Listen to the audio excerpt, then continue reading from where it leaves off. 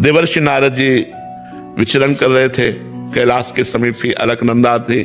अलकनंदा में कुबेर के नलकूबर मणिग्रीव नाम के 2 पुत्र, ये अब इतने बड़े धनाध्यक्ष त्रिभुवन के कुबेर जी, अब उनके पुत्र तो वो देव मदिरा पान करके, जो देवता लोग पान करते हैं, वो मदिरा पान करके गंगा जी में निर्वस्त्र अप्सराओं के साथ जल क्रीड़ा कर रहे थे।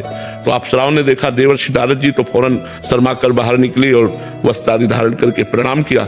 लेकिन वो वैसे ही मदिरा के नशे में गंगा जी में, तो उनका तुम देवताओं में श्रेष्ठ कुबेर के पुत्र होकर इस तरह अभद्र व्यवहार करते हो, तुम्हारी बुद्धि भ्रष्ट हो गई है, तुम श्री मतलब धन से मतवाले हो रहे हो, इसलिए तुम्हें ज्ञान भी नहीं है कि कौन तुम्हारे सामने खड़ा है, क्या है, तुम इस तरह मदोन्मत्त हो रहे हो, जाओ मैं शाप देता हूं, तुम वृक्ष योनि को प्राप्त हो जाओ। जब शाप की बात कही तो घबरा गए, चरणों में गिरे। तो देवर्षि नारद जी ने कहा वृक्ष तो बनो, लेकिन नंदालय के वृक्ष बनो।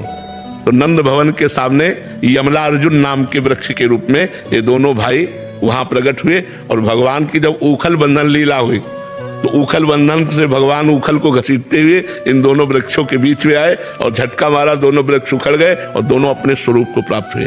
तो देखो कहां मदिरा पिए निर्वस्त्र गंगा जी में खड़े, और कहां देवर्षि की हम श्राप कहें या कृपा कहें, कृपा कहेंगे, साप रूप से कृपा देकर भगवत साक्षात्कार करवा दिया। श्री कृष्ण चंद्रजू का दर्शन और स्पर्श प्राप्त हुआ नलकूबर मणिग्रीव को, और पुनः अपने स्वरूप को प्राप्त हुए। तो सामर्थ्यशाली महात्मा मुनिन का क्रोधौ मुक्ति दातार। अगर मुनिजन सामर्थ्यशाली संत क्रोध भी करे तो मोक्ष प्रदान कर देते हैं, वो भगवान को प्रदान कर देते हैं। संत वही है जिसको तुम गाली दो और वो तुम्हारा मंगल बनाए, उसे संत कहते हैं। उमा संत के यही बड़ाई, मंद करत जो करे भलाई।